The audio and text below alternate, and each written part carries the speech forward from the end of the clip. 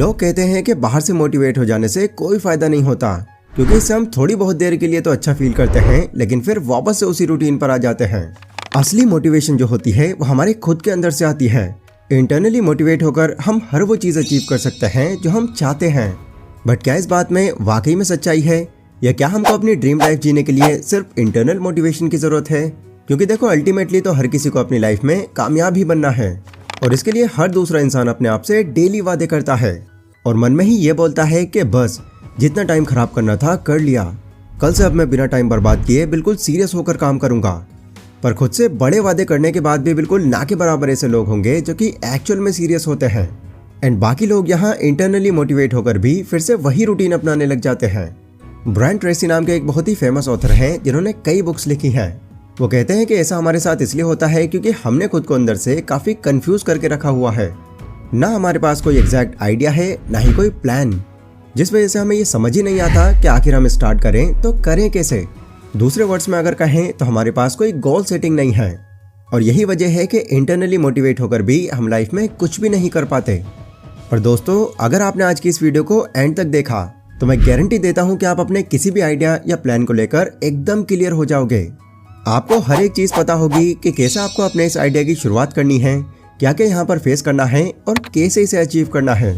Basically मैं आपको यहाँ पर एक एग्जैक्ट गोल सेटिंग कैसे होती है ये सिखाने वाला हूँ, और वो भी step by step.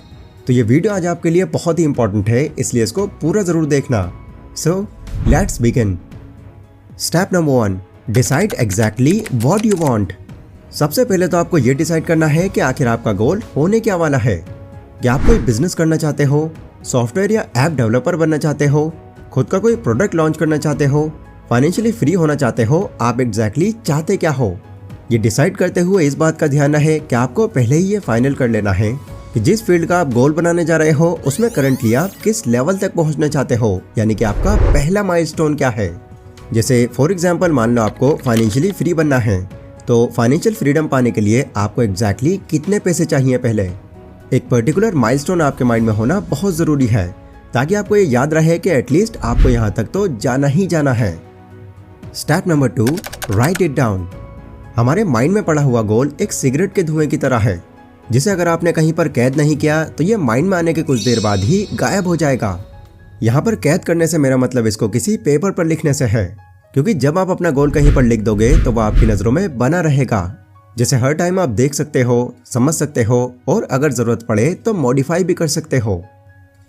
Step number 3, set a deadline for your goal.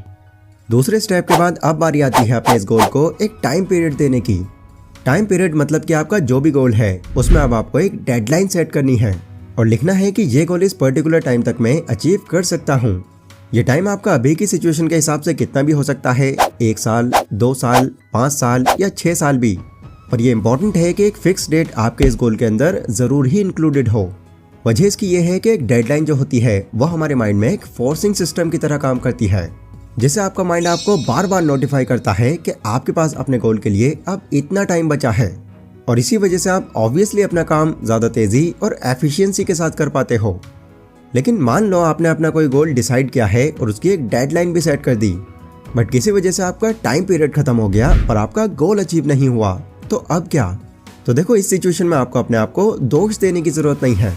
अगर आप अपने गोल के काफी आगे आ चुके हो बट आपकी डेडलाइन खत्म हो गई है तो आप उसको एक्सपैंड कर सकते हैं, क्योंकि कई बार ऐसा हो जाता है कि जो डेडलाइन आपने अपने गोल के लिए सेट की है वो कम पड़ जाए, और कई बार ऐसा भी हो जाता है कि आपका जो गोल है वो आपकी डेडलाइन से पहले ही कंप्लीट हो जाए। Step number 4, make a list of everything.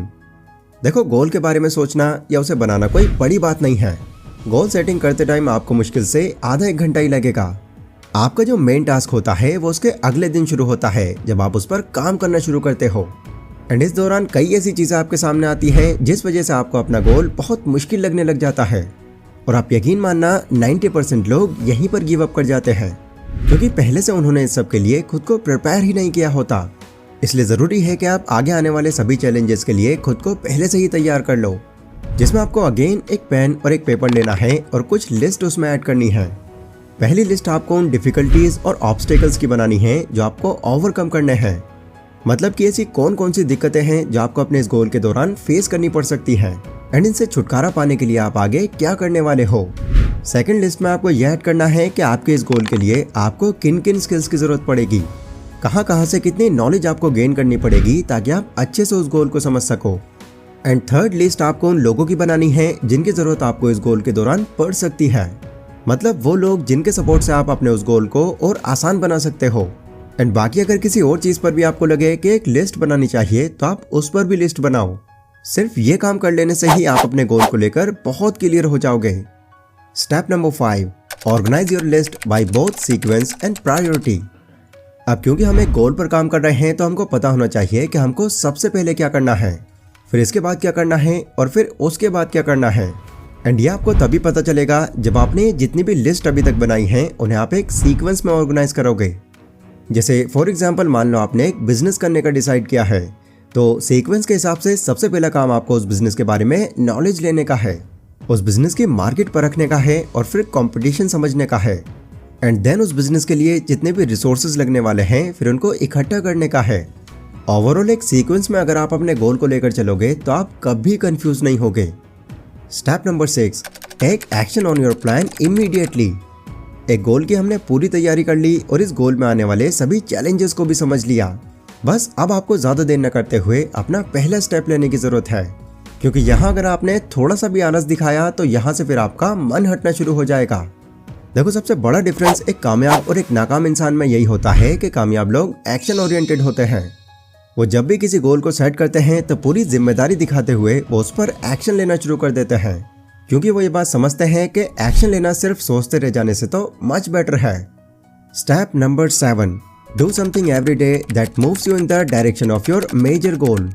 Now ये एक ऐसा स्टेप है जो एक टाइम पर आकर आपको गारंटीड सक्सेस दिलाएगा।